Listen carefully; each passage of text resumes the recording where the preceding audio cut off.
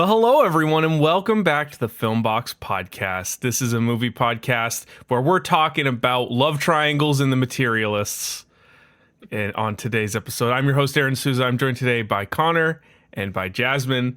Welcome in. Sam is traveling. He's headed to me, basically, to my neck of the woods as we speak. So Jasmine has graciously filled in.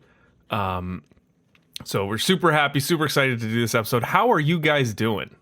Connor? I'm doing all right. I feel like I'm starting to get sick again, which is not great. But like my throat's starting to hurt, so oof. Yeah, that's not fun. Allergies? Of all the things to hurt. No, actually, I don't have allergies. It's just throat Lucky. hurt. You don't have allergies? Yeah. You wait. I need you to clarify. You don't have allergy? Like you just... That you know of? It's just not a thing? Yeah, I don't have allergies. Absurd. That I know of. I wish. Maybe, who knows? Maybe a bee comes along and puts me down, but... It's like a rogue peanut is just like the end. I like pick up the wrong plant one day and it's just curtains for me. A snake bite. Wait, no, that's not an allergy. No, it's just like shellfish. And, there you go.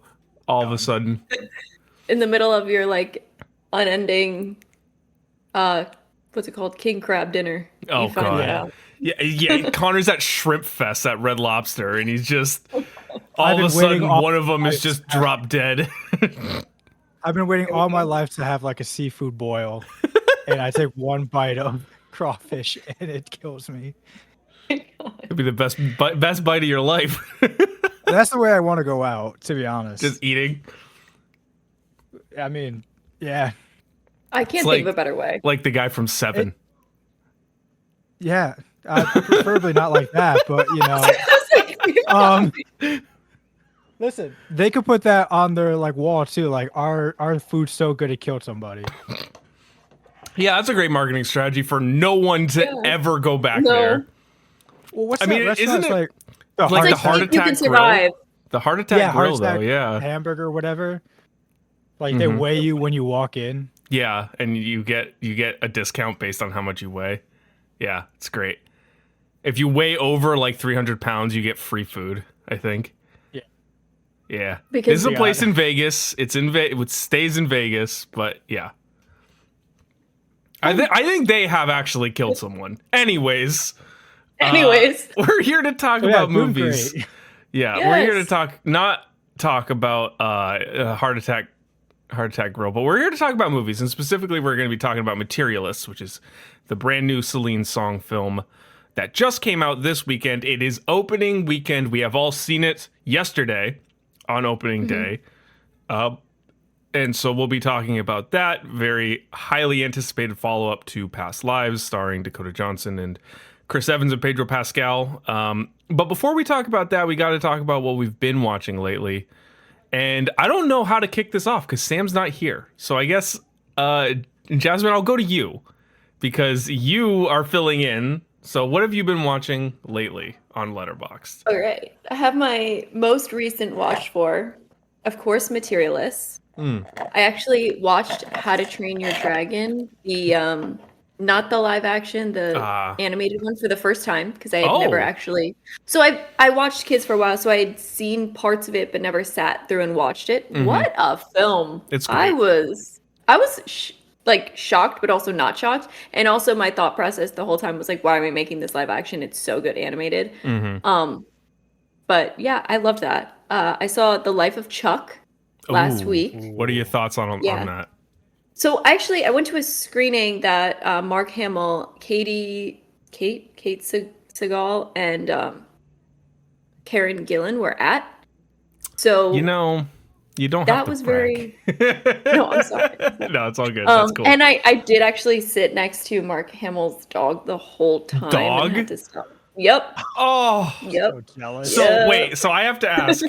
You say you sat next to Mark Hamill's dog. Was Mark Hamill on the other side of the dog? No, Mark Hamill was behind the door, but his handler and the dog were sitting there watching the film. Wild. And I didn't realize it was his dog, until I watched the dog get into the car with him. Nice. That's awesome. I was the whole time making jokes with his handler. I'm like, oh, keep the popcorn away from him. Don't worry. Can you imagine just tapping the dog on the shoulder like, is that your dad? You know, right? I'm like, wow, what a cool... No, I feel bad for all dogs that aren't Mark Hamill's, but man, little. Sorry, your dad's a honestly, podcaster. Yeah, right.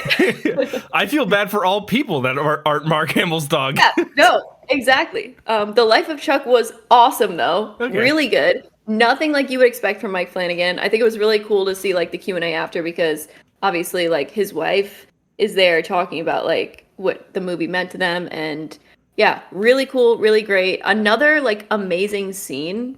I feel like this is the year of not that the movies aren't great, but like of really, really memorable scenes and sequences. There's one dancing sequence in that one that is amazing. Awesome. And Wonderful. Then last but not least, my fourth, on Monday, I hosted a movie night with some of my coworkers, and the choice was Sonic the Hedgehog 3. Yikes. You guys just jump right into it? No. Yeah, well, cursor watching. One of my coworkers, Annabelle, she is obsessed with this movie, has been begging us all to watch it, and of course, I host the movie nights, and so I was like, okay, fine, we're finally gonna watch it because you said. I have no knowledge of Sonic the Hedgehog. I have never played the game. I never seen a movie, but I knew Jim Carrey was in it. Deep end. Oh yeah, I'm like having her explain lore to me. I'm like, oh, is that Keanu Reeves' voice? Yes, it is. Honestly, I gave it 3 stars. It wasn't even that bad. Yeah. Jim Carrey was like full Grinch in it. Oh, but that's like, good. Oh yeah, and 2 Jim Carreys. So look, I can't totally blame you for that, because I did in fact watch. Let's see, I watched Mission Impossible: Dead Reckoning prior to having seen any other Mission Impossible film. And also watched the season 7 finale of Game of Thrones when it released, before having seen the entire rest of Game of Thrones. So, it's not a bad. I'm not judging. No, honestly, sometimes it's the best way to get into a show. When I'm being introduced to a show, I want to know why I should care. I watched the season 10 reunion of Vanderpump Rules in order to get into the show. That's wild. All right, well, I will go next. I have seen, let's see, 1, 2, 3, 4, 5, 6, 7, 8, 9, 10, 11, 12 films since we last recorded. My goodness. And they're all bangers, pretty much. They're all pretty much some solid bangers. I did a double feature on the 5th of Anyone But You, which was a fun rewatch just because I need something to watch. And then Em and I sat down and watched Past Lives in preparation. Emma's not much of a fan of Past Lives. She was very much in the she needs to leave with the homeboy camp, and not stay with the American. I can't remember their names, but it's fine. Not gonna lie, I have a similar feeling, but I'm also not mad at her staying either. She honestly, she thought he was ugly, and I was like, oh man, wow. John Magaro is just like the most guy-looking guy. Literally, like, God. So, but I still love that movie. It's a great film. Next day, I watched a new film called Baron's Cove, which is a brand new film from Evan Ari Kellman. It's his debut feature. It stars Garrett Hedlund and Brittany Snow and Stephen Lang and Hamish Linklater as in a thrillery kind of like a combination of Prisoners and Mystic River. And it's pretty good. And I watched it mainly because this is a movie that was filmed right outside my work office in Springfield and like all around Central Mass. So it's like I got to sit and actually watch them film a couple of the scenes, which for me was really cool. It doesn't happen very often. I don't live in an area. I didn't grow up in an area where that happened. So, the fact that it did was very cool. And the movie was pretty solid. Kind of went a little too twisty turny at the end, but it was good. It was still solid. Followed it up, watched Boogie Nights the next day. Just a classic. Paul Thomas Anderson, Mark Wahlberg's massive penis. It's great. Yep. I think it has probably the best ending to a film. Oh my God. It's like they knew, right? Like they were literally like, we're going to build this up for the whole film. And then at the very, very end, yeah, we'll show you. Don't worry. And initially that prosthetic was supposed to be like multiple inches longer, and they had to reduce it because it looked so unrealistic. Oh man. Anyways, good film. Followed up next day, I watched Columbus, the 2017 film from Kogonada, which stars Haley Lou Richardson and John Cho. Getting basically prepared, familiarizing myself with his films for A Big, Bold, Beautiful Journey when that comes out, because I'm really looking forward to it. And I hadn't seen any of his work before, so that was awesome. Kogonada's probably going to end up becoming one of my more revered filmmakers. I mean, just his style is really cool. So enjoyed that. Same day, Em and I sat down for a Sunday movie night, which we're kind of starting as a tradition. We watched The Departed, which was sick. I love The Departed. Em hadn't seen it I don't know if she'd ever actually seen the whole thing, because she was like flabbergasted when Leo gets absolutely murked. I was gonna say, was she upset that they both died? Oh, it went, wait, they killed Leo? And then 5 minutes later, it's like, yes, they killed Matt Damon. It's like, oh, Mark Wahlberg again. I know. So that was good. Next day, watched Sorcerer, the 1977 William Friedkin film. That was has been a recommendation from one of my coworkers for quite a long time. Hadn't seen it, knew about the bridge scene especially, but hadn't seen it yet. And I own it on Blu-ray, so figured I'd pop that in. Later on that same day, watched Clueless. Just like needed a work thing. It's like easy to put on. Then Casino was the next film on the list. I love Casino. I'm a big Martin Scorsese guy, so Casino was very fun. And then kind of finished it out with some good films here. Materialists, we'll talk about that today. And then went home and watched Sinners after that, because it's on FOD. I'll tell you what, those aspect ratio changes, they hit even at home. It's sick. Really? Oh yeah, it's sick. Go ahead. You look like you're about to say something. Yeah. So my dad, he's a big movie guy. And all like for weeks he's been like, I really want to go see The Ritual with Al Pacino and Dan Stevens. The one that has like a 3 on Rotten Tomatoes. On Rotten Tomatoes, yeah. But he really wanted to see it. And I was like, yeah, you know what we should also see? Sinners. And he was like, yeah, but I really want to see The Ritual instead. And I was like, all right, fine. I'll look to see if I could find it near us. And it was never showing near us. And then today, like when I was home, he was like, you know what movie we should go see? Sinners. I was like, Dad. I tried. And then today I was feeling, I wanted to watch a 4K, one of the 4Ks that I own. So I popped in Oppenheimer and watched Oppenheimer in the afternoon. And that was sick as well. So yeah, that's what I've been watching. It's been quite a eclectic group. I had a milkshake to drink. It's now gone, but I have I have slurping the hell out of that. Yeah, dude. I have a Dr. Pepper Zero Sugar Blackberry. Very nice. Okay, Connor, go ahead. Oh, that was so satisfying. Every episode. That was a good one. Yeah. That was pretty clean. I'm drinking Unwell. It's the Alex Cooper hydration drink. I want to try it because it's orange hibiscus. Nice. Very nice. And it's like Gatorade, but less sugar and sodium. Pretty good. And I figured podcast vibes. Yeah, there you go. There's a new docuseries out, right? Mm-hmm. Oh yeah, I think so. I heard something about that. I don't pay attention to Alex Cooper lore, so Me neither. But when I want to put on Family Guy for Nathan, it's always the first thing that pops up on Hulu. When you put on Family Guy for your dog. No, that's a thing. They need to watch something. Oh, don't just wait. Connor's dog is the cinephile dog. Please describe your dog for us. So I think my dog and Mark Hamill's dog would actually get along quite well. Oh yeah. Because like my dog would just like pop a squat and just watch a movie with me. And I'll even, when I go down this list, I will point out all the movies he watched with me. And this is a brand new dog, by the way. Like, how old is this dog? He's about to turn 1 in a week. That's a puppy. That's a baby. Yeah. Oh my goodness. Good. You're training him well. Think about all of the energy that a 1-year-old dog has, and then contrast that with the amount of time it sits and watches a movie. I mean, I know his favorite movie now too, which is crazy. What's his favorite movie? Are you gonna get to it? Flow.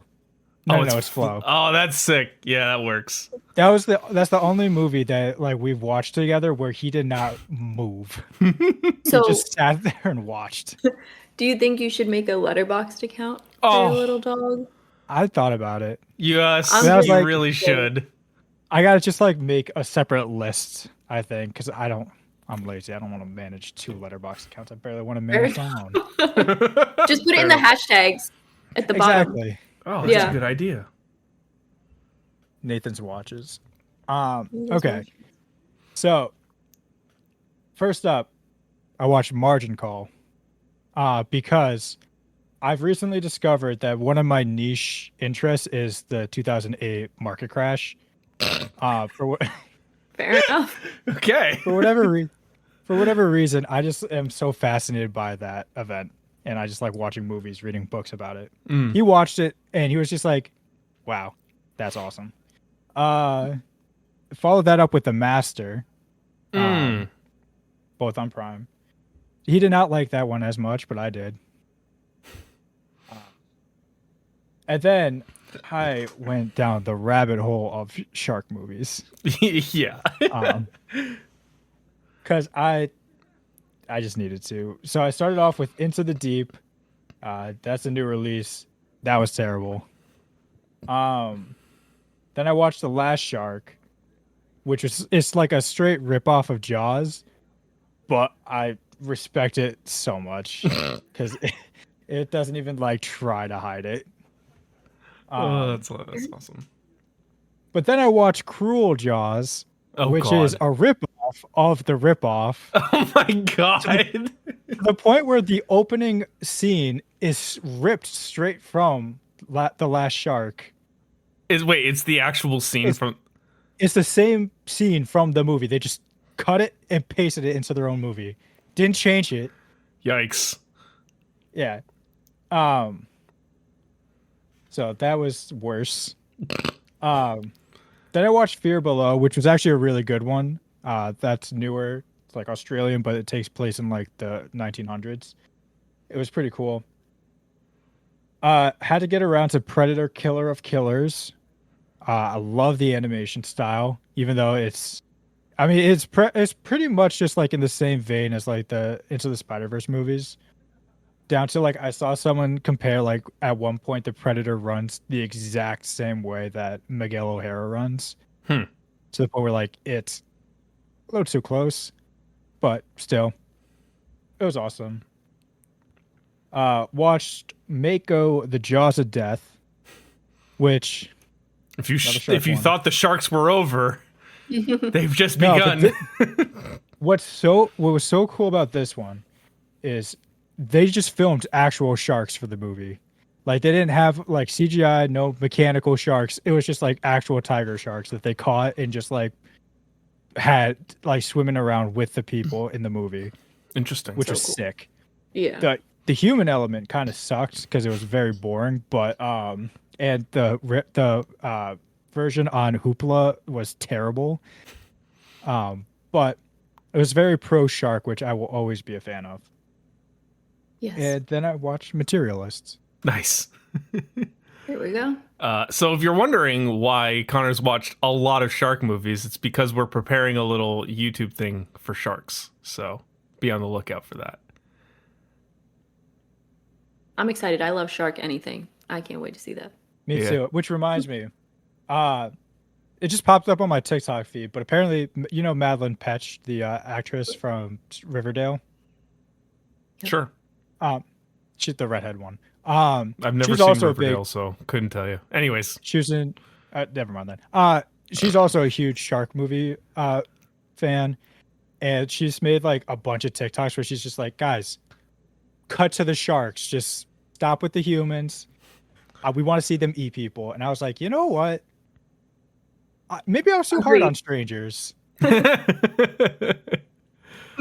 awesome.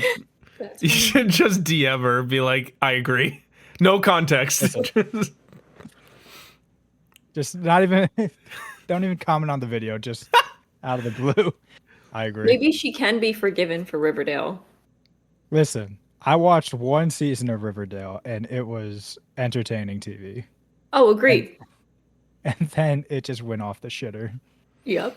It went crazy to the point where I would like have to stop and realize what was going on and be like, this is actually crazy.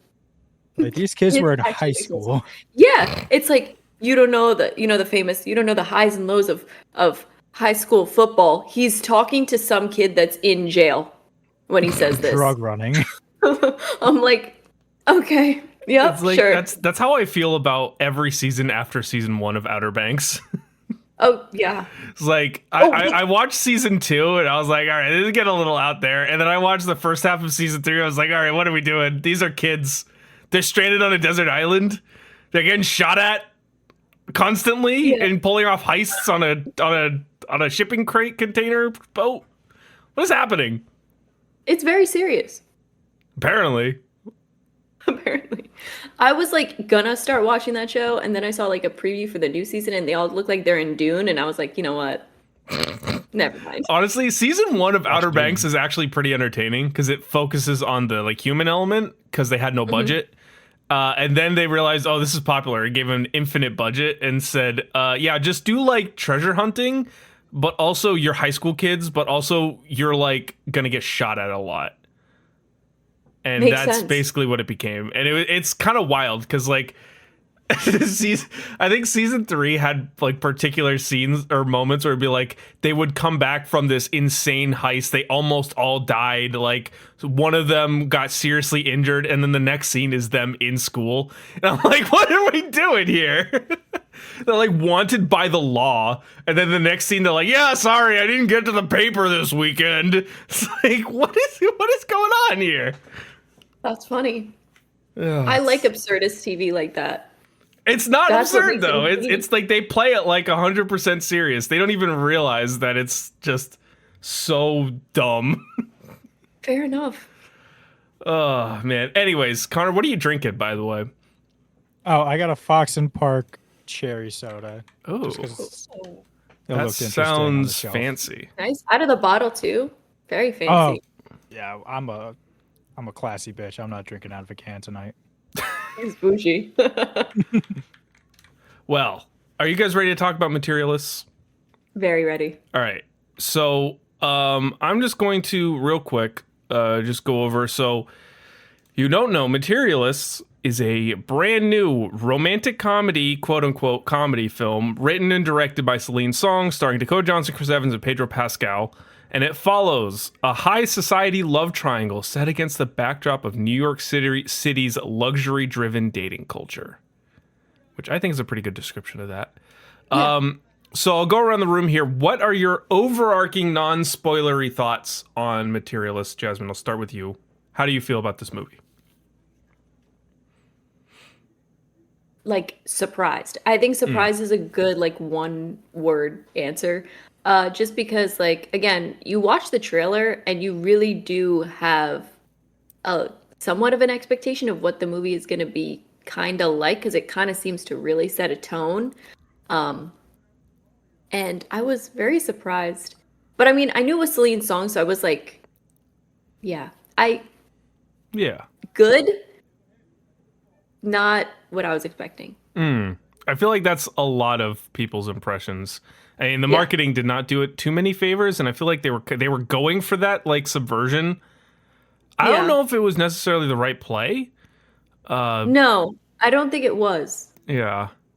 Because it's definitely not a rom-com. There is very little com. It could be arguably a horror movie. Much more dram than com, if I do say so. Yeah. At that point, you could just say this is just ROM. Yeah, it is pretty much like CD-ROM over here. I'm getting looks. Connor, what did you think of Materialists? So, I mean, I saw like the first trailer that they put out, and then I didn't watch a single other trailer. So my expectations weren't like that crazy. Like, I know a lot of people thought that it was going to be like going back to like the early 2000s type of rom-coms, very kind of how to lose a guy in 10 days esque. Yeah, that like a 27 Dresses type. I don't know. I just kind of felt like I mean, it's only been past lives that I've seen with Celine Song, and I know she's done a lot of stage work too. So I didn't feel like she was gonna just completely switch her style. So I kind of felt like it was always going to be a bit more dramatic. But aside from that, I was just really in touch with how like raw and honest it was, and just the brutal picture of dating it paints. Yeah, it is definitely interesting. I think too, I mean, I can't speak to how it is in a city, but to me, the dating scene of this movie is just so far removed from anything I ever have or could have had an experience with. Like, even the idea of a matchmaker is like, I have not once ever met or heard of anyone being a matchmaker, but apparently it's a thing. So I don't know.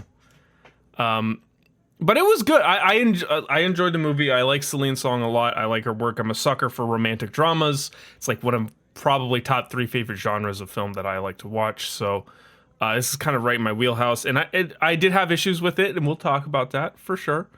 I had issues with one of the pillars of the film, and that's okay. And we'll talk about that.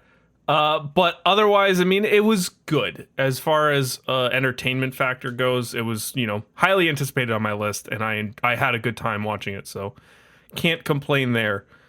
But let's hear what some of the public has to say. I pulled a couple of reviews, so we can. You like that segue, by the way? That was a good one.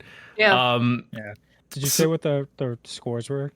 Oh, I have not said what the scores were, but I can.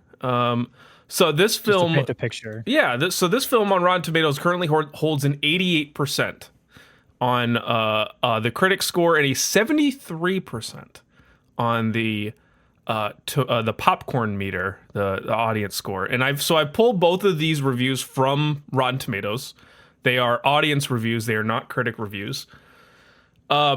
So this one is a 5-star review. This is just a snippet of one of the ones that I read. It says, Materialists may seem cold at first as the heroine Lucy is so jaded after seeing so many demanding date candidates as a matchmaker, but it really gets to the heart of looking for someone honest, loving, loyal, gentle, well-off, and beautiful. Song's script does go to some dark places, but her honest bluntness and her direct dialogue is sure to touch your heart. I thought that was a pretty succinct way of describing some of the themes of this movie. On the flip side of that, we've got our half-star review. This is 0.5. It says, I never write reviews, but the movie was so bad I had to write my review. So already we're off to a rip-roaring start. Mm-hmm. The beginning part was so weird, and we all thought we were in the wrong movie theater. I mean, come on. It's like a 3-minute intro scene. The music did Barbie do the same thing? Yeah, Barbie did the same thing. Don't show this guy 2001 Space Odyssey. Right? The music and the tone of the movie was so long and dragged out. Don't know how that works. It could have been a better 30-minute episode and told the whole story. Dakota was too soft tone and monotone, so both soft tone and monotone. I think a more vibrant and realistic actress should have played the part. A lot of it was unrealistic, and I cannot fathom that $80K is a gross salary in New York and living in a fairly nice apartment in New York. Maybe the Bronx or Brooklyn in a rundown building. Dating in New York as a single girl currently is also absolutely terrible, but they made it seem more superficial than what it is. It was very triggering, to say the least. Good ending, but the whole plot fell flat. Wait till it comes out on Amazon. Yikes. So, yeah. Do you feel like part of that review was like rage baiting? Because like part like soft tone and monotone. Like, are you just trying to get people to... This person, the way they wrote it is 100% genuine and has no idea what they're talking about. Oh, yeah, well. I mean, you always see those, right? Where it's like this person wants to say something about this movie, but they don't know how to talk about movies other than I didn't like it. So they try and pull some stuff like soft tone and monotone, and I don't know what that means. But I get the spirit of what you're trying to say, but it's just not it. That's okay. Also, sometimes you could just say, I don't like it. Yeah, right. Why? Yeah. I don't know. It just didn't connect with Wasn't for me. But to be fair, they did preface the whole thing with "I never write reviews," and that could not have been a truer statement. You know what? Obvious. That's okay. All right, so let's dive into the movie, I guess, a little bit deeper. We'll mark this as like spoiler territory because we're going to talk about the best moments from this film. And so the best moments here are kind of like the scenes that, we identify that are noteworthy to us. So, they may not be the best moments of the film per se, like from an objective standpoint, but these are the things that stood out to us. So my first one here on my list is the one take when they introduce Lucy's office and her like arriving, like celebrating her 9th wedding. I thought that was a lot of fun. I love a good one take, and it was actually pretty cool. It was a lot of moving parts, a lot of people in the office celebrating, a lot of depth to the scene. And for a very brief second, I thought Renee Rapp was cast as an extra that brought in the cake. The one that brought in the cake looked almost exactly like Renee Rapp, and I was like, wait a minute. And then it wasn't. I tried to look at the cast list, and it was definitely not. But I really like that scene. I like a good one take. Were you gonna say something? Yeah. Oh, okay. What do you guys got? Give me one of your best moments. I'll go. One of my best moments is just for like purely like emotional, like really like because the movie had gotten me, but like it really got me when she's talking to Pedro Pascal's character. Harry, thank you. Yeah, that's Harry in the kitchen. I don't remember any of their names except Lucy. I don't. Yeah, okay. Lucy, I read it. Harry, I'm like, no, John. Pedro. Yeah. So when she's talking to him in the kitchen after she had found the ring, and they have their whole discussion about why she's like, you know what, I really can't do this because emotionally, I thought I didn't know where she was gonna go with like actually handling that situation, but because they had such an open and honest like relationship. I like that she was just open and honest that they just didn't love each other. And I really liked, I think like you don't really see that as just like the characters being so real with themselves and being like, this is what I thought I wanted, but actually now that I have it, I don't want this at all. Yeah, great. No, for sure. I think it speaks to Celine Song's ability to write. You saw it in past lives. She has this great ability to write dialogue that is authentic and feels like it's actually happens in real life. Like, you get movie dialogue where it's like, yeah, this works for a movie, but you don't often see these kind of like crash out, blowout kind of moments whenever someone's like, hey, we should break up. There's also sometimes a lot of tenderness to it and a lot of like, okay, this is the decisions that's being made. And, in that way, it felt very real. And not to say that there isn't crash out, blow up moments, because 100% there are. But there's both. We see a lot more of one and not enough of the other. So it's a good point. And I'm going to mention a little bit more about something related to that in the next section. Connor. I mean, to follow up on that, I kind of like how they're not like played up as caricatures. They're just like, yeah, they call him a unicorn like throughout the movie, how he's like the perfect guy. He's tall, handsome, rich. he's got everything, but he's not like, he's still like a person who he's like, he's not like Jordan Belfort. Like, exactly. He's not like a scumbag. He doesn't like have that blow up when she wants to break up with him. And you know, she's not like this whimsical girl just trying to like survive New York. Like, she is very much in charge of her own life. mm-hmm. And I like how in that scene, like, they're not like, no one's the bad guy. Like, they don't try to paint him as like, oh, you want to break up with me? Well, guess what? I was sleeping around behind your back, or I was doing all this bad stuff to like validate your emotions. It was just like, you know, yeah, the feelings weren't there, and that's fine. That's all it was. Mm-hmm. Yeah. Another great moment that I have, I'll just Connor, do you have one that you want to bring out? Well, I don't know if it's like, it's the whole wedding, the second wedding that they're at with John and Lucy. Yes. Like, it's way at the end. Yeah. But I have that one as well. It's just like such a tender moment when they're just sitting up against the barn watching this wedding. It's such like a more laid back, after watching like this first wedding where this girl is like crashing out because her parents had spent like hundreds of thousands of dollars on this wedding for a guy that she doesn't love. And it's just like they witness this wedding where like people are just there for love. They're all happy to be there. And the score in this scene too is so fucking good, to the point like I saved it to a playlist. It's called why does anybody get married? But that whole scene is just so like comforting and tender, and it kind of just like reminds you, like, after everything happened, like, she's single now. She's not back with John, but she's like with him physically. It's like, yes, there is still love, and that it can exist in this world for sure, where like everyone's worried about money and success. You could take a step back and there are people who love you still.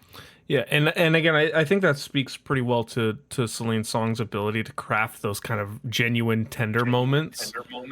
I mean, those are the kind of things that, like, you know, you see it, they feel real. It feels like real life in those scenes. It doesn't feel played up for a movie. It feels like, you know, that whole wedding, that whole second wedding is just so well done and just feels so genuine. I love it. Plus, you have like the one take of them when everyone starts dancing. They're sitting on the sides, and then it kind of just pans around like everyone's dancing, and then when it gets back to them, they're already dancing. They're dancing, and then it starts circling them, and it's just I know it's cinema. It's like it's the Scorsese. It's the Scorsese meme. And then, not to keep going, but then like after like they kiss, and then he walks away because you know, he like their whole fight there too is just so well done, well like shot, because it's so reminiscent of like the scene earlier of her and Harry in the restaurant where they're talking about like, why do you want me, like I don't have value. And you can see the contrast in their relationship where it's very much like they see like dating and love as more like transactional. It's like, what value do you bring? What value do I bring? Whereas with them, it's like, you think I hate you, but I've never stopped loving you. Yeah, I mean, let's talk about that scene too, because that's one of my favorite scenes of the movie, that restaurant scene. Because it is just so, I think it's perfect. It's probably my favorite scene in a movie so far this year. Just in the way that it looks. You know, it's just that is one of the rare scenes where you can look at it and say, like, they did nothing wrong here. Like, I wouldn't change a thing. The blocking, the set work, the mise en place, the lighting, the coloring, the location, it's just all perfect.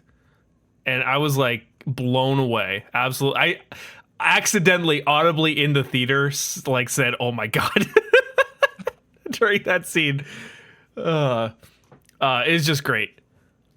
Speaking of movie theaters, by the way, I just want to point out my movie theater experience was not very fun. Because I had a couple directly in front of me who talked the whole time, like straight up the whole movie. They were whispering back and forth. He was on Snapchat, like sending emojis and texting people. And his girlfriend, it looked like I could see it because I was right behind the guy. It looked like he was texting other chicks, and his girlfriend was right next to him in the movie theater. I was like, this is bold. But like, and then they were like chatting to each other. And I was like, luckily it was like a faint whisper, but on the quiet scenes, you could hear it. But I was like, come on. And it was the whole movie. It was the entire hour and 49 minutes they were talking. And I don't even know I don't even understand what you could be talking about for that whole amount of time. People think that, so I actually made a video recently talking about movie manners and like theater etiquette because it's gone. And someone actually reposted it, and they brought up a great point, which is that ever since the pandemic, for whatever reason, a lot of moviegoers have this idea of main character syndrome. And they think that we all want to hear everything that they have to say and every reaction they have to the movie. I don't care. Just shush. Yes, main character syndrome is a real problem, I say, as I host a podcast. Yeah. Well, I feel like, too, so many people got so comfortable watching movies from home that they're like, oh, let me just watch it.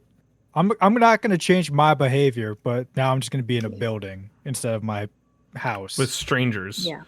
It's like my Mission Impossible story that unfortunately never aired. Yeah. Where I almost so funny. died.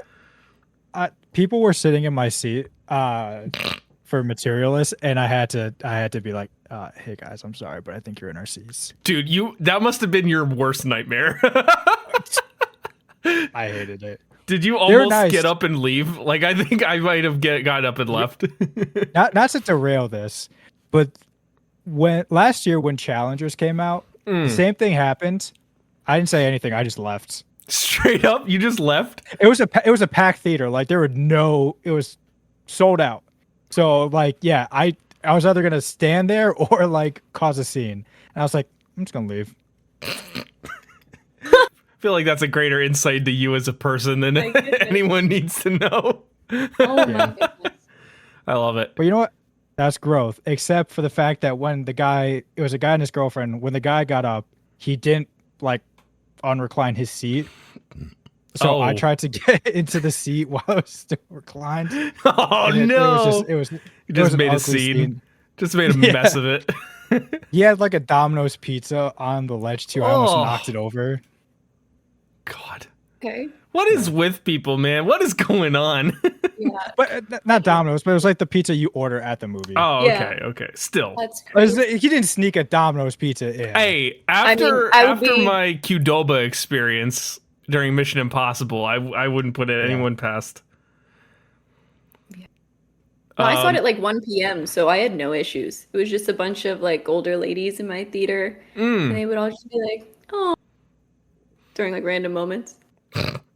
Yeah. It was great. I had a great experience. Super quiet, comfortable. It was super hot over here, so 1 o'clock, nice cold movie theater. Yeah, there you go. That works. That was kind of like when I saw About My Father. It was just me and a bunch of Italian men watching it. That was when I went. Where did I go? Oh, I went. I felt so awkward doing this, man. I went because I had to review it for the site. I went and saw Drive Away Dolls in theater last year. I was the only one in the theater for Drive Away Dolls in the middle of the day. But that's fun. Oh, yeah. It felt. See, it would be fun. Incorrect. If it would be fun if it was a movie that wasn't the subject matter of lesbian relationships. Yep. Because I felt really awkward when the worker came in to check and saw a lonely dude with a notebook watching Drive Away Dolls in the middle of the day. That was my worst. That was my worst nightmare. Honestly, I don't know if that's worse. No, I'm critiquing it. I swear. Yeah. That was just an absolute travesty. I just hated every second of that. And the movie was not good on top of it. Yeah, that's the worst part of it. Anyways, back to Materialists. I don't really have a ton else for best moments, but I do want to point out there's two different moments with Chris Evans and Dakota Johnson's characters that I like. I like their first sort of reunion out back of the wedding venue. I just thought worked really well. And it was kind of like, for me, I watched it and thought, because going into this movie, like, my only question was, okay, Chris Evans, are we back? And I feel like after that scene, I was like, okay, we're doing pretty good here. Like, I felt pretty good in my thoughts. So I just, and it was really well done. It was very, very tender, very emotional, sort of. It felt very personal. So I enjoyed that. And then contrastly, the quick flashback to their breakup. It's like the first time he's like, oh, these people were legitimately, like, they were together. And, you know, it's throwback to that, like, explosive, like, the implosion in the car. I just thought, again, very kind of raw and real.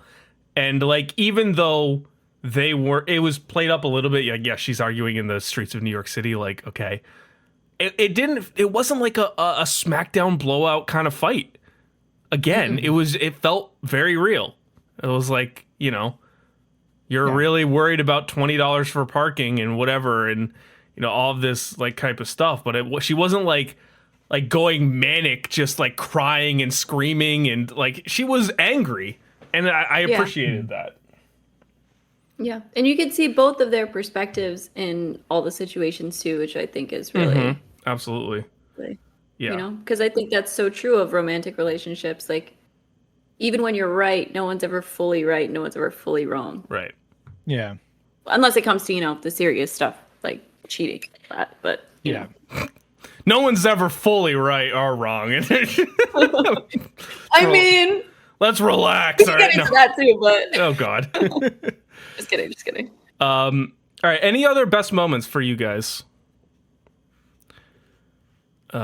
All right, let's talk about, let's kind of change gears a little bit. Talk about what worked. So this was kind of not necessarily the scenes that, you know, that were the best, but other tidbits. For example, I will give you love triangle movies. They're still work. We saw it last year with Challengers. We see it with Materialists. Love triangle movies are in. They definitely work. Oh, go ahead, please. I was going to say what worked was Chris, you already had mentioned, like, is Chris Evans back? Chris Evans is that guy. Yeah, he was good. He was great. Yeah. He was, like, my personal favorite. I think, like, him and Dakota Johnson, that every scene they're in together, they're magnetic. There was some real chemistry there. There really was. Yeah. Yeah, no, I thought Chris Evans, specifically good guy Chris Evans, like, he was very much like almost like to simp levels of good guy in this movie. Like, he was like, yeah, I've been thinking about you for, like, however long we've been not together, and, like, this is great. But I'm not gonna, like you had anything going on. Yeah, that's true. But he also wasn't like, I'm not, like, gonna reach out to you or stalk you or anything like that. I'm just like, you're just on my mind, and then we met up again. And, like, I'm going to be super respectful about every decision you make. And that's it. And that was him the whole movie. And I was like, whoa. That's what I liked about it, too. It's like, he did not chase her at all. Yes. Like, she made every move. It was like... Oh, yeah. He wasn't trying to convince her to cheat on Harry at all. Like, he was just straight up like, all right, cool. This is how it is. Yeah, because you almost expect it, too, when, like, she invites him to the play, Harry to the play with her. You almost expect there to be some kind of something, but no. Just super, super kind and respectful. And as soon as she's like, I'm ready to leave, that's it. That's it, Something that, like, we're kind of touching on, one of my things that worked here is that none of the three main characters were bad people. Like, at all. They were fine. Yeah. They were, like, totally normal, average, good people. Like, yes, Dakota Johnson might have been a little cold when it comes to dating, but she was legitimately traumatized when her client was assaulted, and no one else at that firm was. And like, Chris Evans, total chill, good dude, and Pedro Pascal was like the most chill, filthy rich person I think I've ever seen in a movie. And when she wanted to break up, he was like, all right, cool, whatever. Yeah. That was it. It was like totally just three good people in a movie. 3 people just trying their best. Yeah. Yeah. What else worked here?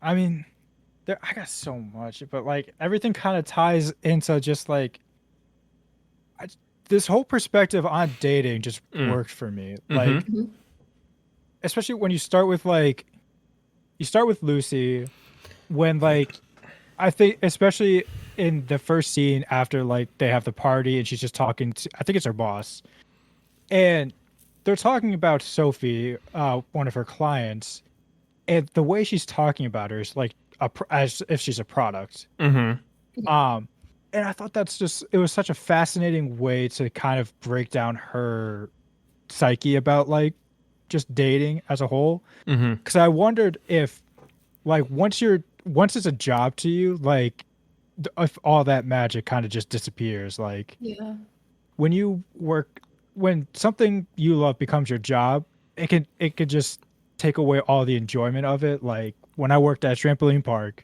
I thought it was cool for like the first couple months. Then you keep doing it, and it's like, wow, I fucking hate these trampolines. If this building burns, it's fine with me. Yeah. And I think too that allegory extends to like just modern like online dating culture. You know, for a lot of people, it is like a full-time job for them. Like just swiping and like having these specific characteristics that they need a potential partner to match. I mean, you know, I knew Connor and I knew people in college who were like, you know, at one point or another, they made it like a total part of their personality was like who they were talking to on dating apps. And it was, I think that's totally the same thing that they were trying to get at with this movie. It was like, that is just a for those people, it just becomes an endless nightmare. It's tough to avoid. Although people do come out of it happy. I mean, obviously there was a wedding. We've got someone on this podcast who met their partner through online dating. You know, so it does work out. But also there are people that get so consumed with it that like it is no longer like dating becomes a chore. Yeah. Or even like it becomes a game to people of like, how can I rack up, like, how can I win this game? Right. And what, you know, and like doing the math to check people's boxes and make sure that they're a good match and like not just organically trying to meet people. Yeah. And that's why I love that scene of Harry and Lucy at the restaurant of when they're talking about like what they're looking for. And Lucy's just like, you don't want me. Like, I grew up poor. I am poor. Like, you could date like a 25-year-old, and by the time she's my age, like she's like in 10 years she'll be my age and she'll look like me.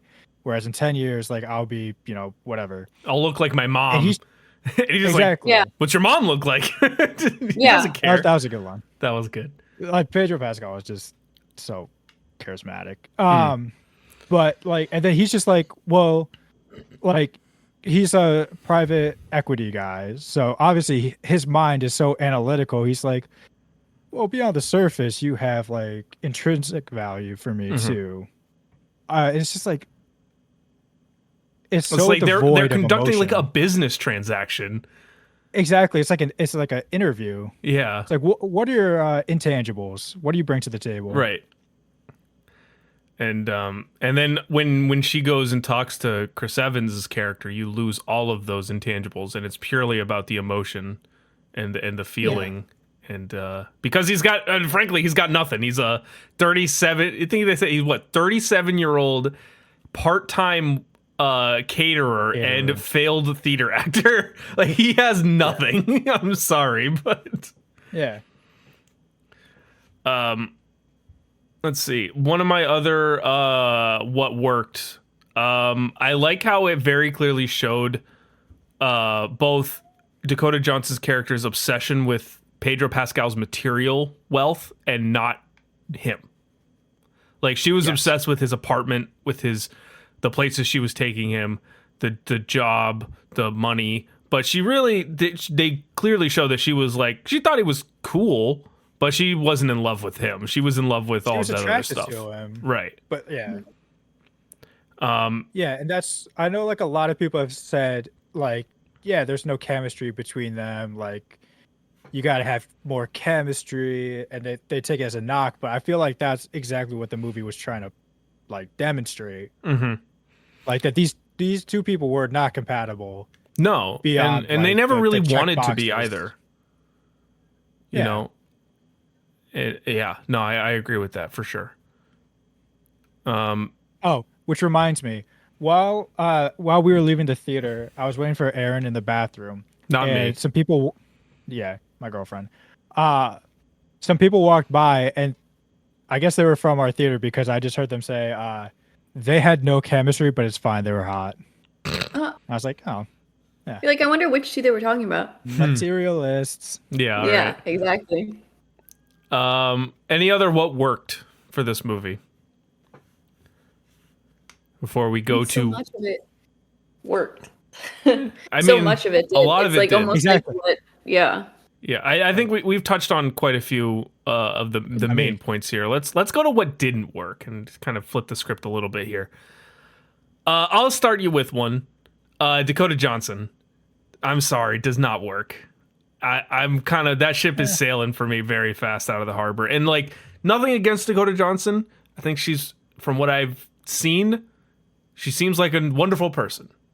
I just don't think she got it. I'm sorry. I have yet to be convinced. I disagree. Oh, I think this type of role is better for her because, like, she's supposed to be, like, dry and cynical, and that plays into it. Like, when she's playing Madam Web, yeah, it's a nightmare because there's no range.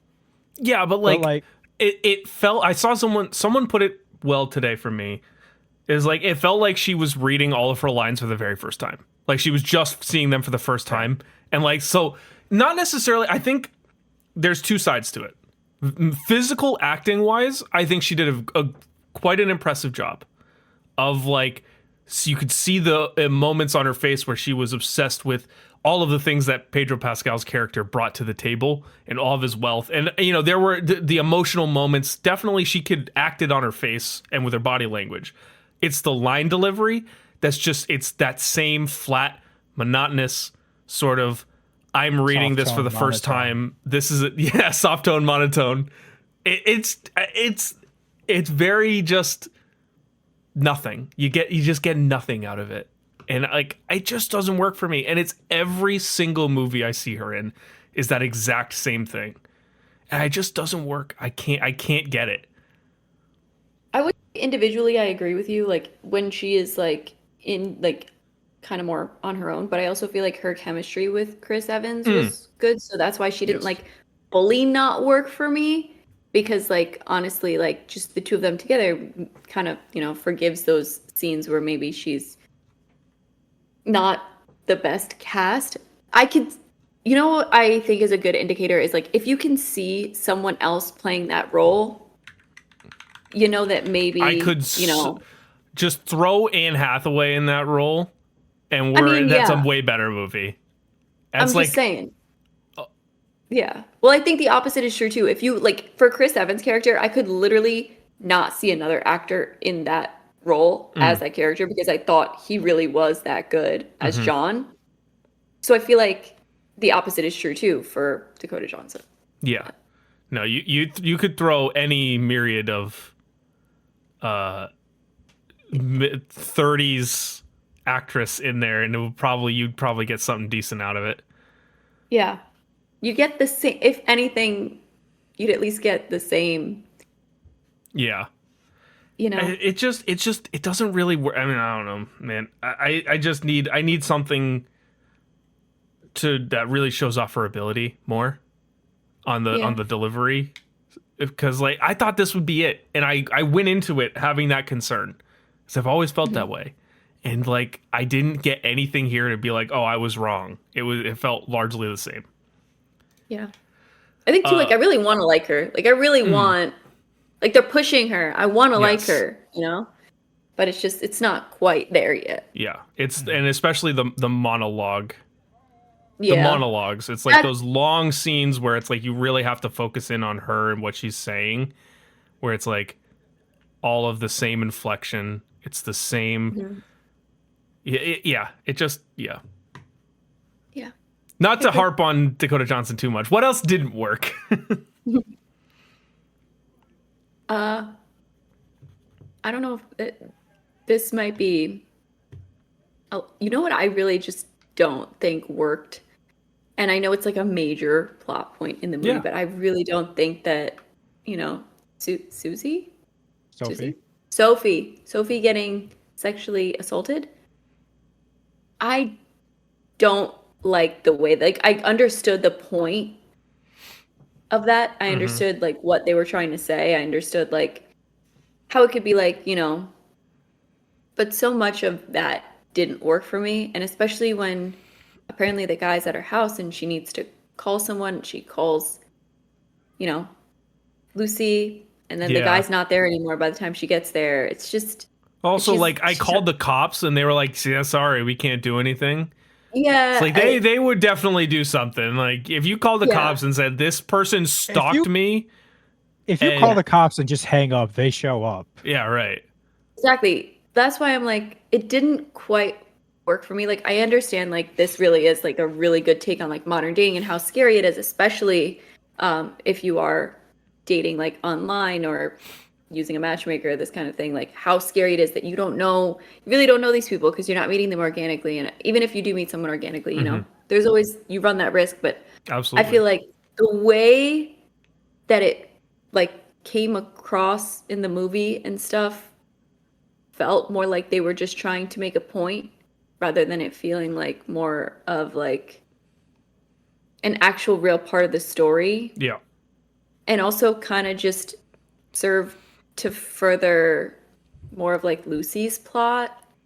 Yeah, I think it's a pitfall of the story being centered around matchmaking as a business. Yeah. Where if this was like a movie that was centered around like a friend group and like Lucy is like really good at Tinder or something like that, like you could have a bit of a different, like you could do the same thing and have it feel more real. Because like I agree, it does feel kind of like almost it's shoehorned. Jarring. Yeah. Yeah. It is, yeah. And it also messes the tone just a little bit. Sorry, just because it's such a serious thing. It is. And then like it's such a serious thing, and then we see the character again. It's almost like if we didn't see her again, not that it would be less serious, but it's like, I don't know. It was like a lot. Yeah, if they had used it, I guess, as a motivating factor to get her to quit her job, and do something else, then it would have worked better. But they used it as like a plot point in the second half of the film to return to, and that was kind of an interesting choice. Yeah, because I was gonna say the scene of her and Lucy and Sophie talking in the street was really just devastating. Yes. And at the same time, I was thinking, I feel like you need to have Sophie in this movie more if you want to. Yes. Have this be like, I don't know, 'cause it, like you're saying, I don't want it to feel like kind of just. Oh, by the way, here's Sophie. I don't know if you remember her from like the opening. Yeah, right. But yeah, because the whole point is like, during that conversation, she's saying like, you just saw me as like boxes to check off. You didn't do anything to like vet this person. You didn't do anything to see him as a person or see me as a person. You kind of just saw me as like, you know, cross me off the list and like, you're done with me. And like kind of make her realize that these are people with lives and like trying to find love and whatnot. And it just felt like you need to include her more as like an emotional pillar of the story if you want to drive that home. Right. Yeah. No, it makes total sense. Because then you contrast it with like everyone at the matchmaking agency always referring to people as like Sophie P. Or like their first name and like the last initial because they have so many clients. It's like the Bachelor or the Bachelorette, right? Where there's like 7 marks, and it just feels so informal. Yeah. Yeah. Yeah. No, I mean it makes total sense. I think kind of on that same line, I just think the whole idea of using matchmakers as a major plot point was kind of didn't really super work for me. Mm-hmm. And again, maybe it's just because like I've never once seen or met or heard of a matchmaker in my life. That like it just didn't feel real to me. Like this, I don't know. I was watching. I was like, this doesn't happen. There's not matchmaking agencies. Like I know it does, but like I was like, come on. Like what are we doing? Putting want ads in the newspaper now? Like it's 1987. Like come on. Well, society and culturally is like also different because I don't know. You ever watch The Marvelous Mrs. Maisel?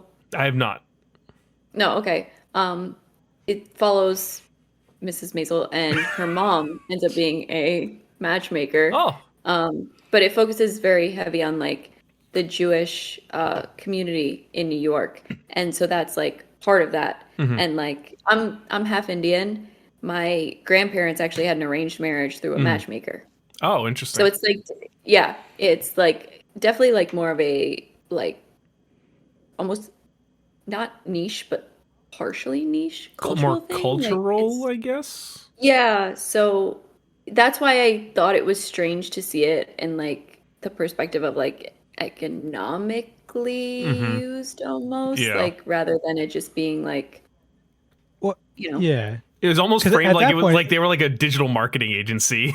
Like, yeah. Well, I was gonna say it's like they're paying $1,000 a month. It's like you're paying for like Tinder Supreme at that point. Yeah, you're like, Raya. Exactly, one-on-one. It's just Raya. It's like you're paying for Tinder, but you're meeting with the algorithm to find you matches. Yeah. That is true. Oh, dude. And they talk about the salaries. I feel like none of them really made enough money for them to be like the elite. Yeah, I don't know how that breaks out where they have however many clients paying thousands of dollars a month and they're bringing $80K in a year. That's what I'm saying. I'm like, I could buy it if it was like specifically like very much for the elite only and like a luxury service. And it was like to match rich people with other rich people. Like then I could like kind of get it more. But the way it's using this is like, oh no, like, yeah, like her salary is okay. This is okay. She's okay. I'm like, this, then why is she doing that?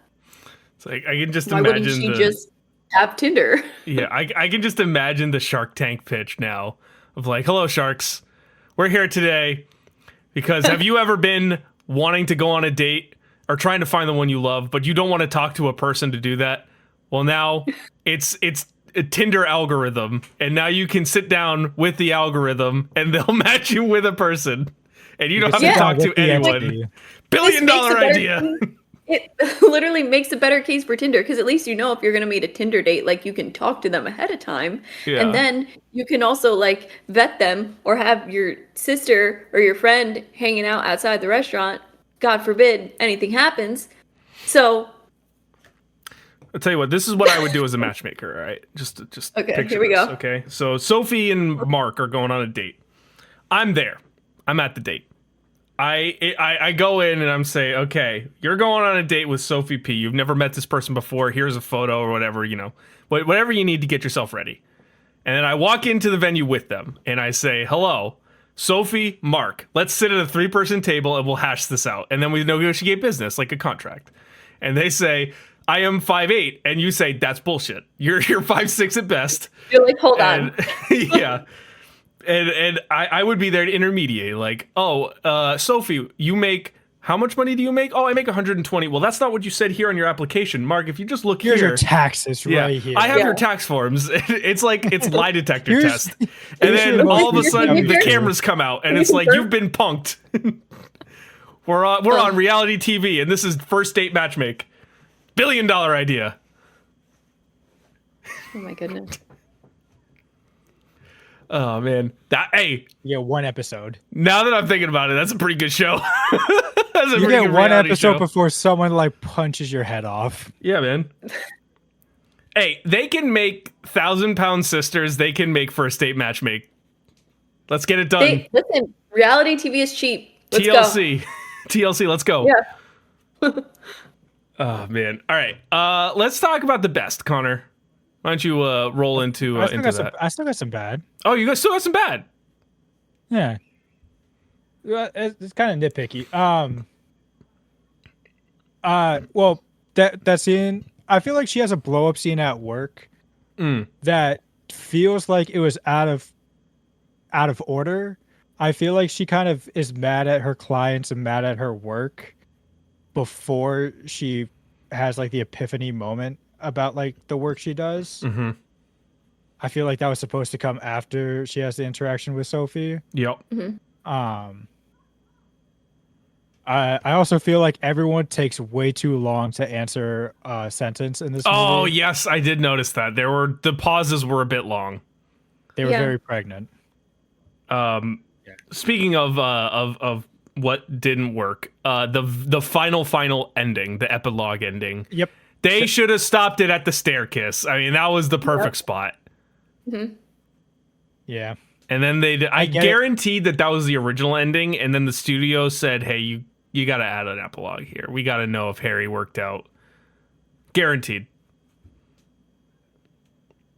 Yeah. I mean, I get it, but like, it's just that would have been so just neat, tidy.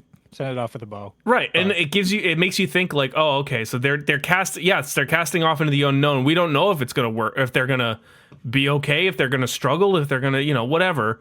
But it's okay because they've finally found each other and found their worth all over again, or whatever it might be. And then it's like, oh, but also she's getting a promotion and he's, getting another act, or he's, doing whatever, and Harry is matchmaking again, and we're all good. Don't worry about it. Don't worry about it, fam.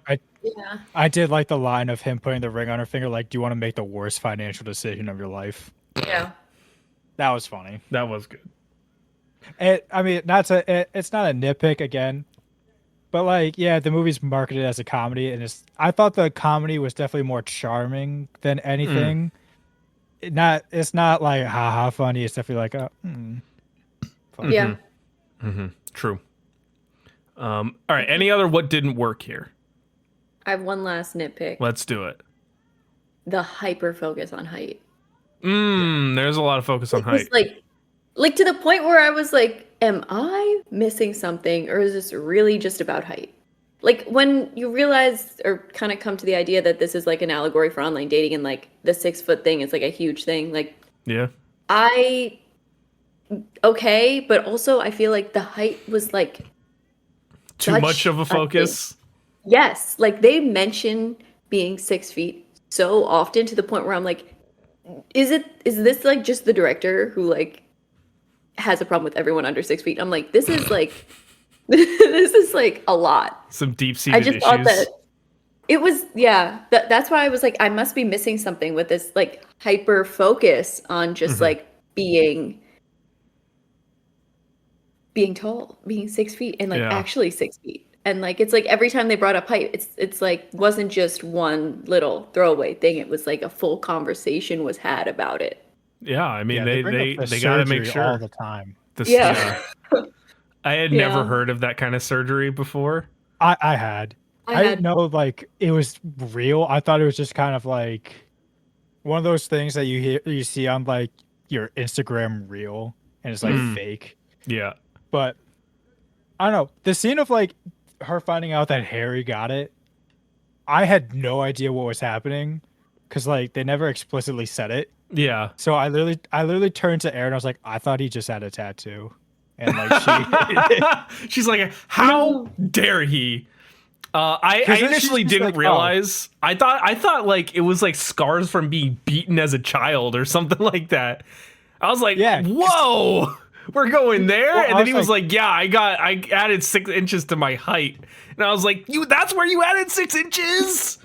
Jesus.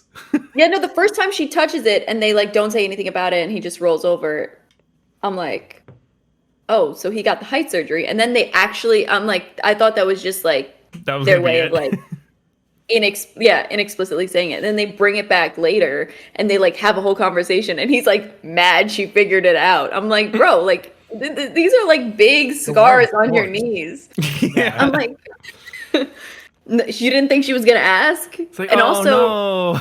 it happened however many years ago, and he's this rich. Buy some Mederma. I'm just saying. Get some tattoos, cover it up. Yeah, I'm just saying, like there had to be something he could have done to make them a little less obvious. I'm not gonna lie. At first, I thought you said Moderna, and I was like, the COVID shot. Yeah, No.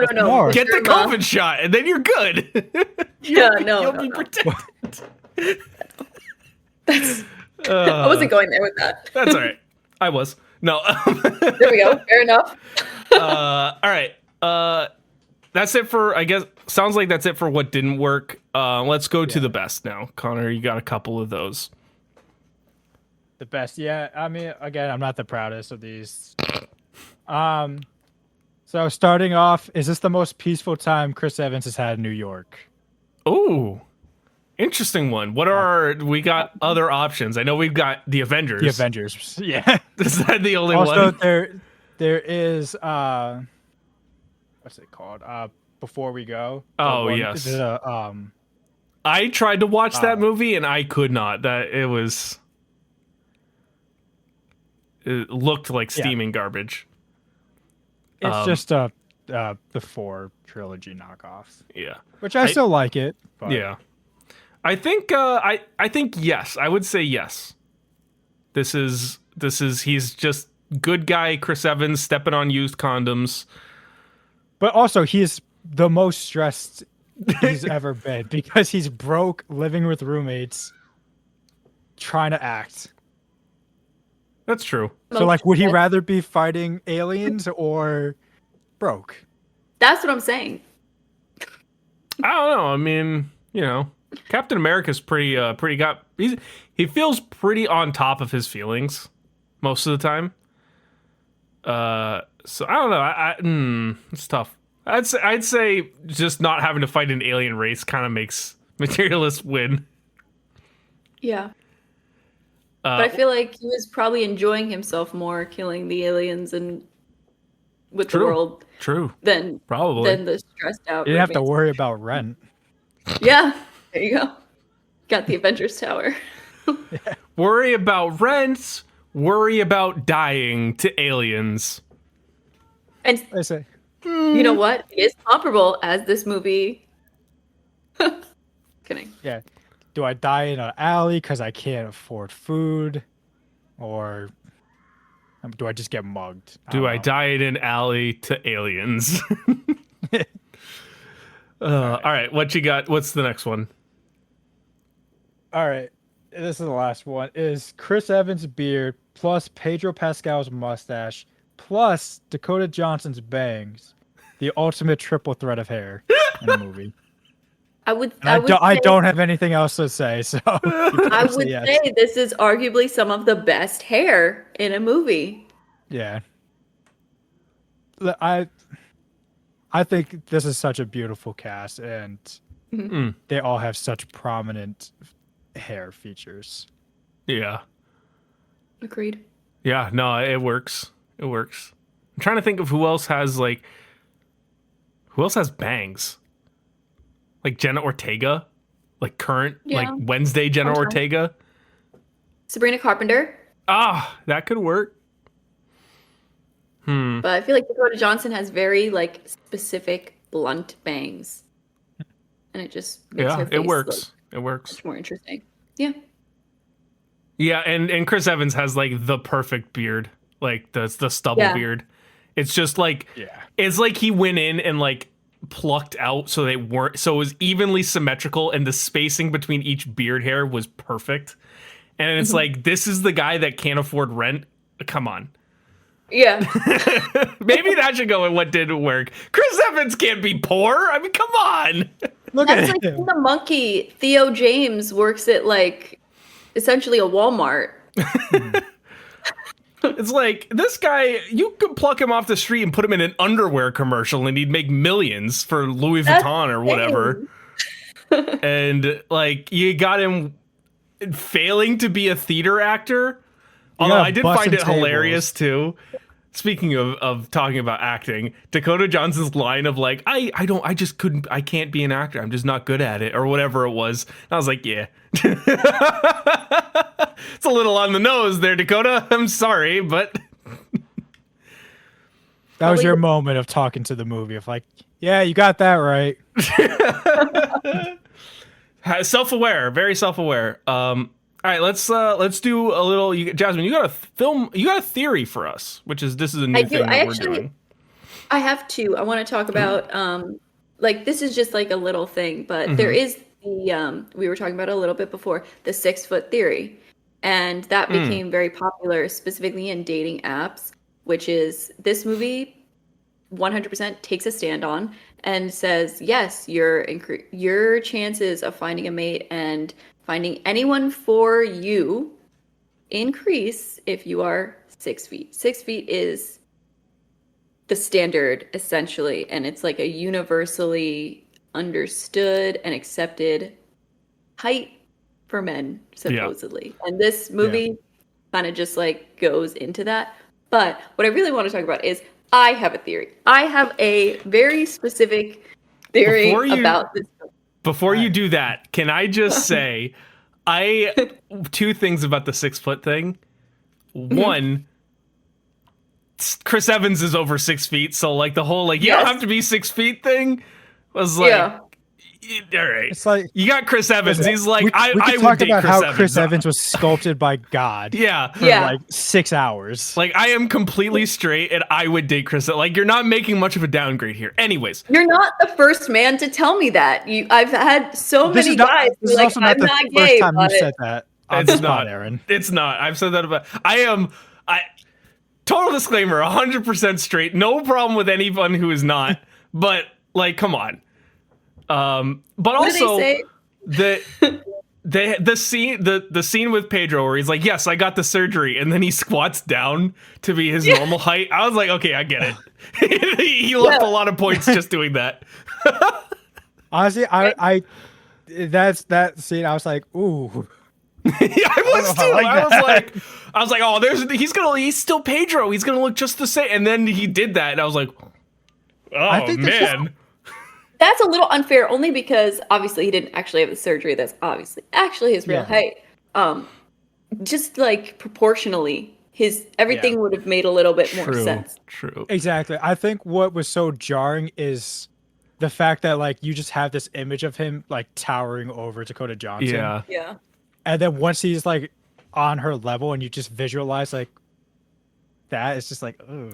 He did kind of remind me. Right. It's like Uncanny Valley. Yes, it reminded me in that moment of the Deadpool and Wolverine, the comic accurate Logan that jumps out of the bar chair.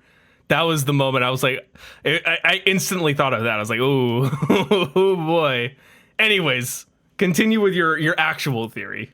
Oh, my actual theory. Okay, this is a film that is also a recession indicator because we have the Prince and the Pauper. Yeah, we have the Prince and the Pauper trope making somewhat of a comeback, right? Which is always like, would you rather choose money or love? And what does she choose in the end? Love. Why? We are in a recession. Yeah, nobody we're barreling towards economic downfall.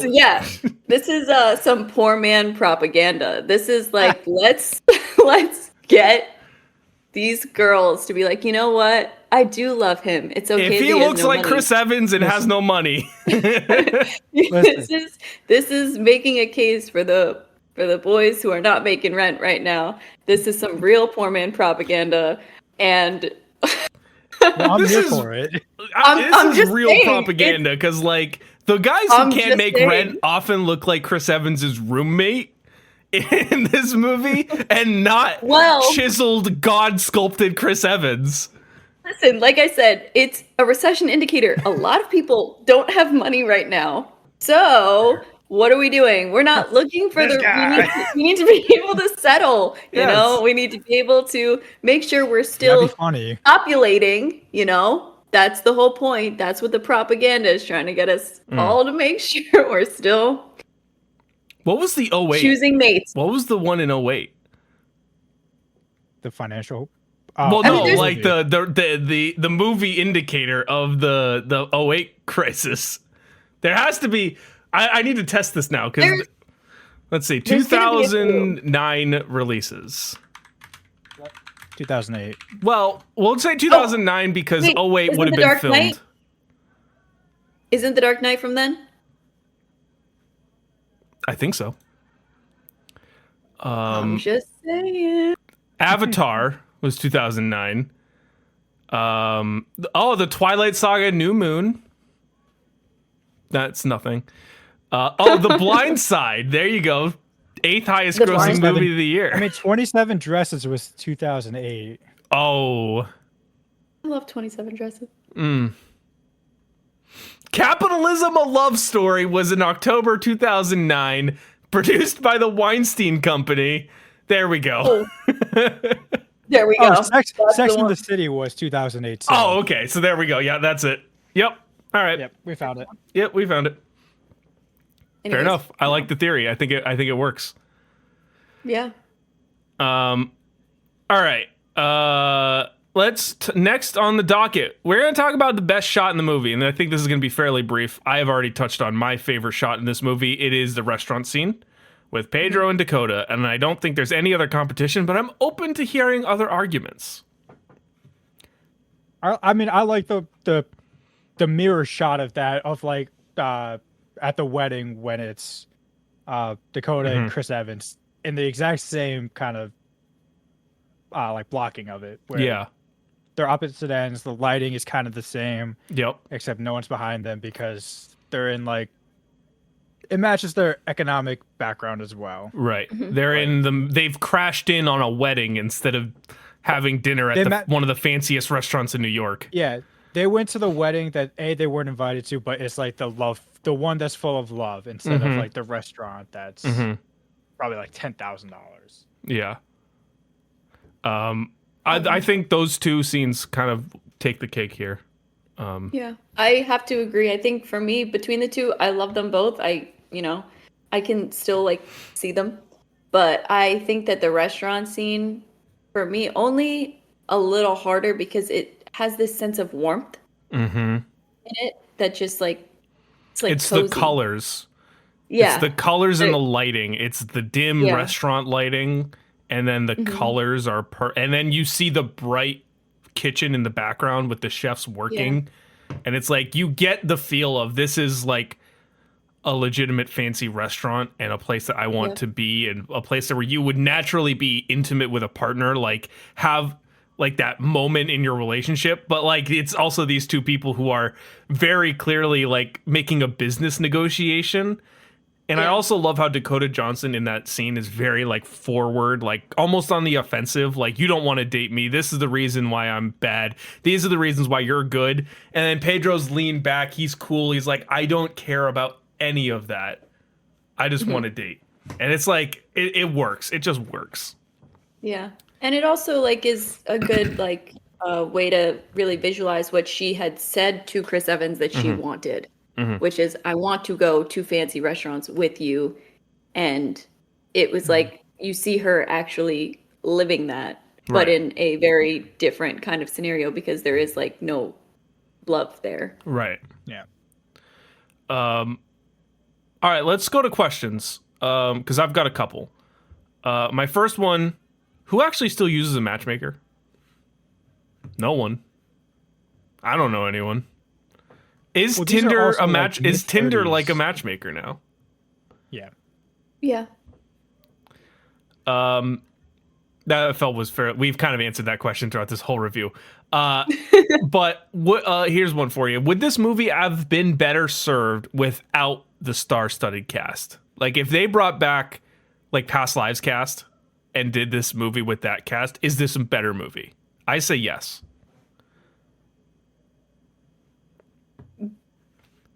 That's hard, only because again, like I couldn't see anyone else in Chris Evans' role. Like I thought he was so good as Sean.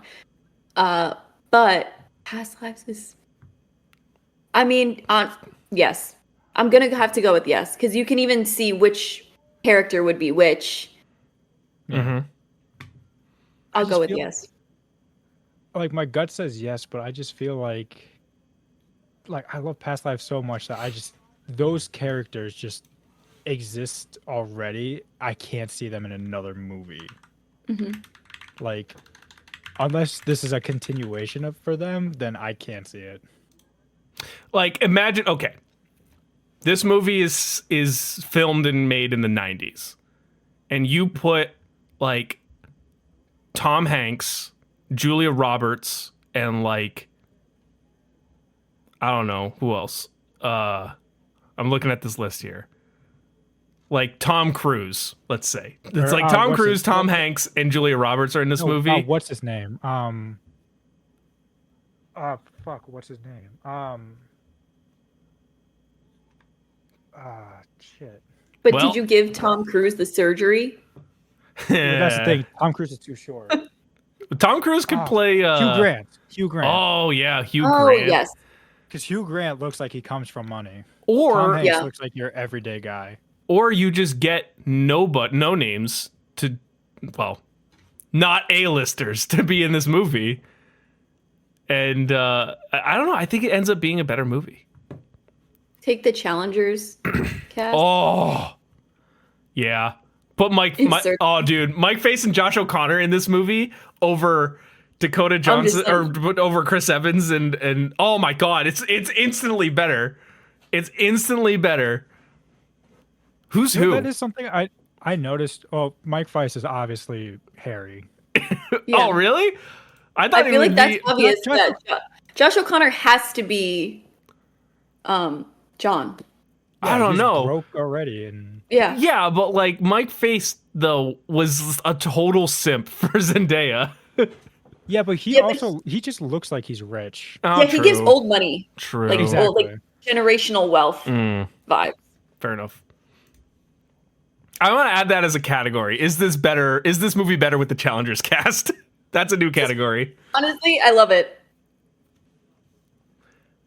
All right.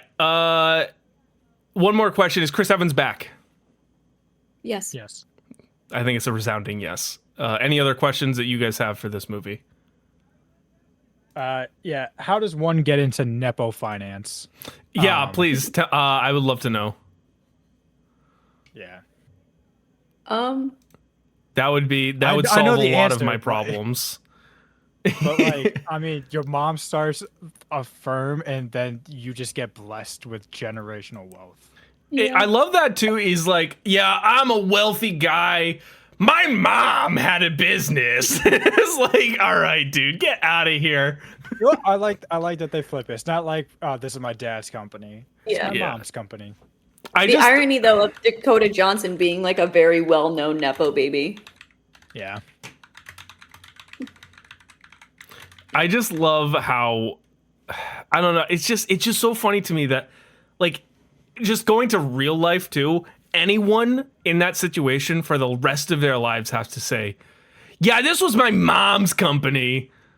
Like, my mom's gave me the job, and that's why I'm rich." And it's like, I see you. You have no real talent. It's cool. Yeah. There are some good Nepo babies in acting, but I would wager to say in finance, there's very minimal. Yeah. They just passed the books down, right? Isn't that what it's called? The books? Sure.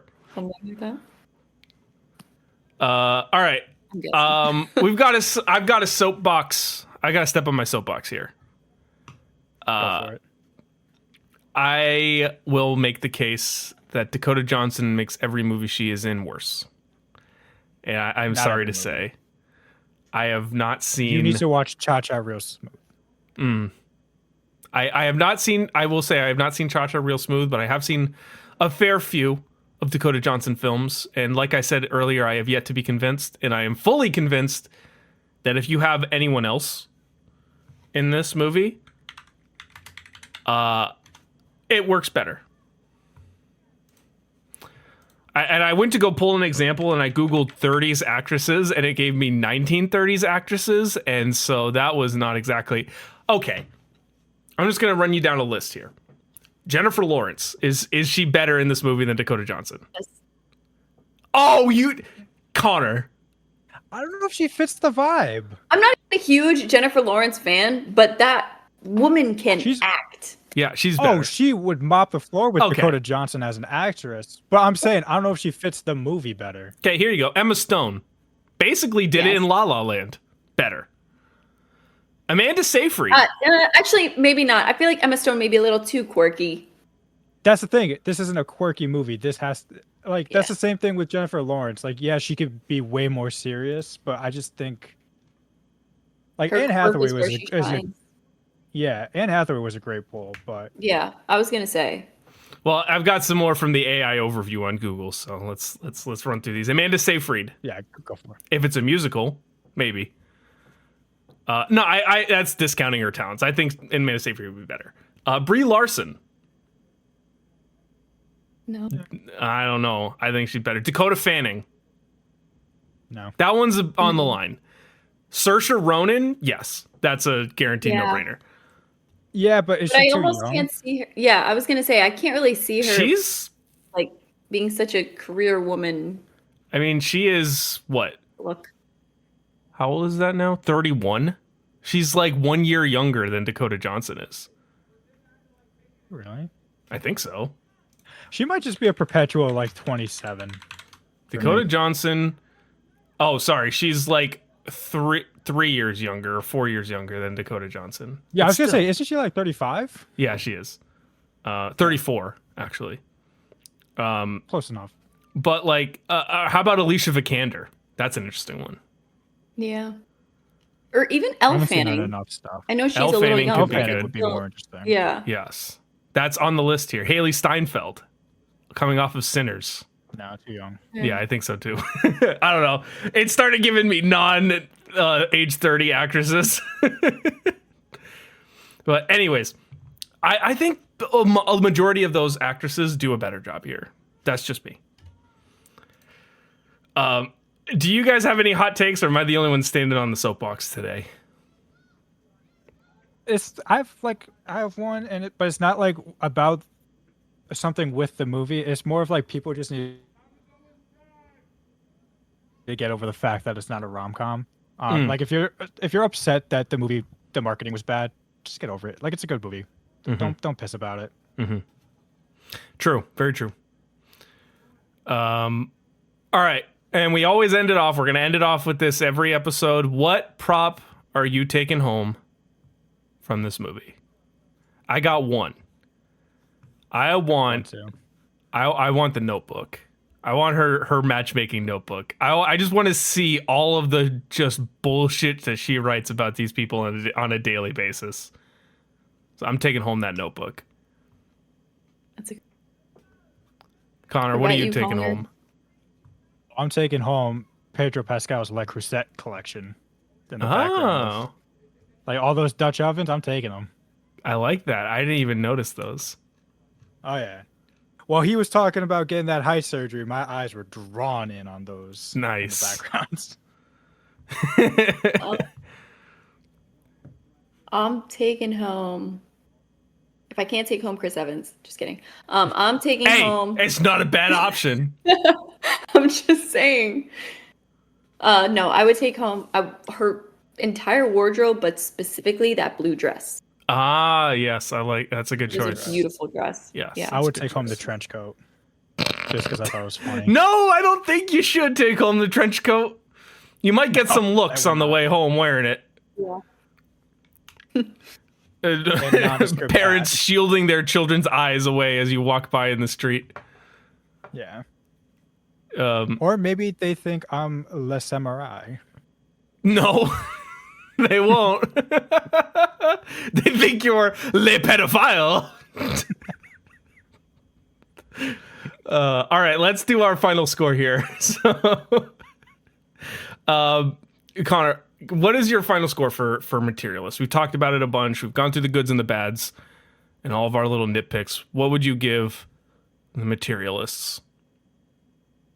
So, I gotta pull up Letterboxd again. I'm sorry. I would give Materialists, I think, a solid 4 out of 5. Because I don't think any of the nitpicks I had really ruined the movie for me. Mm-hmm. I didn't find Dakota Johnson like that bad where it like ruined the movie. And I just found the whole story to be so fascinating. Just about just the evolution of dating, really, and just how these different people perceive it, and how, like, even I don't know, man. It's a good movie. I got too many thoughts in my head now. Think about the Dutch ovens again. You thinking of? Oh God! All right. Well, Jasmine, what about you? What is your score for Materialists? Mine's like a solid 3.5.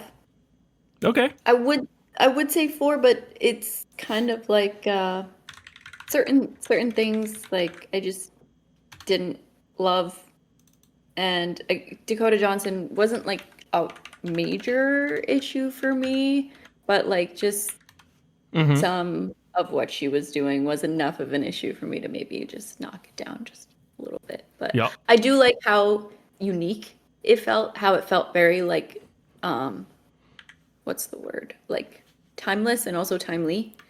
It is kind of like a great like time capsule of how, you know, dating works in this time, and how terrifying and scary and awful it can be. So yeah, absolutely. I think I'm fairly in agreement. 3.5 it feels like a good score for this movie. I mean, it gets to a lot of things that really work. But also I have issues with it. I mean, I don't think Dakota Johnson's good. I've outlined that I think in detail now. And, you know, some of the ideas are well presented, but, you know, there were also times where it's like I came out of that movie and one of the things I said to Em was like, okay, I get what they were trying to say, but like I don't really get what they were trying to say, if that makes sense. Like I understood the message of like dating is an incredibly wild hellscape in today's world. And also, you know, you should value your emotional love over the material want. And it's like, I was like, okay, I get that.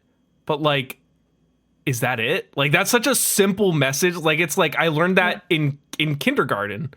Like, I was told in first grade, say no to dating apps and want the material and don't want the material in that order. And then I said, I just want to cut butterflies out of this cardboard paper. And that was the end of that. A dating app. Yeah. They don't even have phones. Yeah. But like on a serious note, it was kind of that like what, why, I don't know. It just felt